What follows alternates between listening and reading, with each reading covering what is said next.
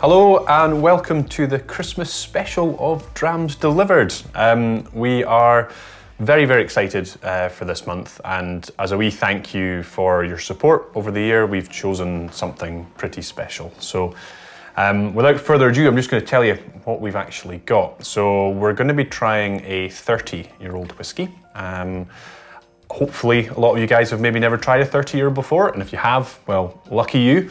I think we're in for something very special, and I'll let John tell you a little bit more about what style of whiskey we're going to be trying. Yes, so this is actually a blended grain whiskey, which is a very unusual type of whiskey, but it is actually something that we've tried before. So some of you might remember Compass Box Hedonism that we tried earlier this year, which was actually the world's first blended grain whiskey. So up until then, single grain was available, but no one had ever thought to actually create a blend from different grain whiskies. What we're trying today is a 30-year-old blended grain, and the name of this whiskey is a bit of a tongue twister. It's Butterscotch and Vanilla and Toast and a Generation. Catchy. What a fantastic name, fantastic title. One thing that we love about this bottle and some of the other bottles in this range is the no-nonsense kind of approach to the marketing of it. So on the back of the bottle, it actually says, "We believe in balance. We believe the contents of this bottle are complex and carefully crafted.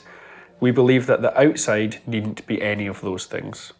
So, you know, the focus is really on the liquid that's inside, and that is what really matters. I think once you strip away all the marketing and all of the fancy labels and nice bottles, at the end of the day, whiskey's made to be drunk, and it's the liquid inside that really matters.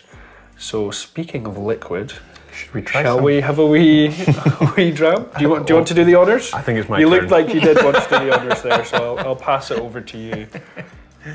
So this whiskey is 30 years old, and another reason we chose it was that myself and John both turned 30 this year. So we're going to find out which has aged better. Oof. I think we both know which has aged better. It's the whiskey. The whiskey for sure. Thank you very much. You're Cheers. welcome. It's always interesting to try a dram that's as old or older than yourself. I think it definitely gives you sort of time to reflect. Yeah. You know, that whiskey in that glass has been sitting in a barrel for as long as I've been alive.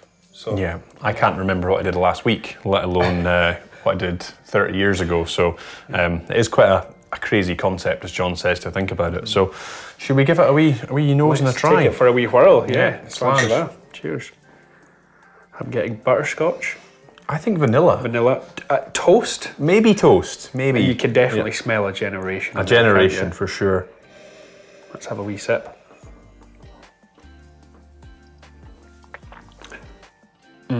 Lovely creamy texture. And that's kind of what you would expect from a grain whiskey, especially one of this age. Grain's quite famous for having a really creamy texture, lots of vanilla notes, and being quite light compared to malt. So what is the difference between, so we've got single malt, which is whiskey from one distillery made with malted barley. So what is single grain and blended grain? So single grain is grain whiskey. Yeah. So it can be created using any grain. Typically grain whiskey will actually contain some single malt. It won't all be other grains, but you can use pretty much any grain that you like. So you can use whatever's cheapest. Typically, I believe it's corn, but wheat can be used, pretty much anything really. And grain whiskey is distilled to a much higher ABV.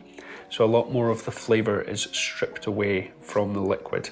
So grain picks up a lot more of the cask, essentially. When it's put into a barrel, the liquid itself doesn't have much character. So it's only when grain gets to quite an old age that it really starts to sort of blossom into this lovely floral, light, creamy sort of whiskey. I get loads of vanilla on that. Like, not all joking aside. It's just, as you say, it's like that Compass Box. There's just that creamy vanilla kind of hit. It's almost like sort of, I'm trying to think of what sweetie it would be like, but it's like it's not like vanilla ice cream, but it's sweeter than that. Custard creams? Custard creams is a good one. Good yeah. I really do think that this would be a fantastic whisky to have on Christmas Day or at any point over the festive period. You've got lovely notes of butterscotch vanilla, as we mentioned already. But yeah, this would be a great dram to have with a dessert like sticky toffee pudding or, you know, something chocolatey. Yeah, for sure. What's your normal dessert at Christmas, John? I'm a big tiramisu fan. Do you think this would go with tiramisu? I think it would. Yeah? I think it would. You know, the vanilla. As in pour it over it? Oh, well, if you want to get, yeah, if you want to be a bougie. 30-year-old whiskey in your tiramisu. Yeah, why not? Why not? It's Christmas. Why not? You've got, well, the guys get two drams of each, one. That's it, you could pour one over your tiramisu and have a dram on the side. Yeah. You know, It's Christmas, right? Living the high life. What's been your favourite dram of the year? Favourite dram of the year? Now, that is a very difficult question. We've been lucky enough to try some fantastic whisky. For me, my favourite that we've featured in Drams Delivered, probably Rassy, if I had to pick one. And what about yourself? Oh, good one. I think the thing I like about Drams Delivered and me and you kind of doing this thing is we probably try whiskey that even me and you wouldn't necessarily go to on the bar. I'm quite guilty for sticking to things I like, and actually doing this with yourself is a great way of trying new things. And I love sherry cask whiskey. I think it's just a match made in heaven, but the Glencadam 15 that was completely matured in bourbon casks, that for me was a game changer for my palate, and I hadn't tried a bourbon cask whiskey in a long time, and yeah, that for me kind of shifted my preference for a wee while and enjoyed sort of bourbon cask whiskey. So I'd probably say Glencadam 15 for me was my favourite. Yeah, good choice.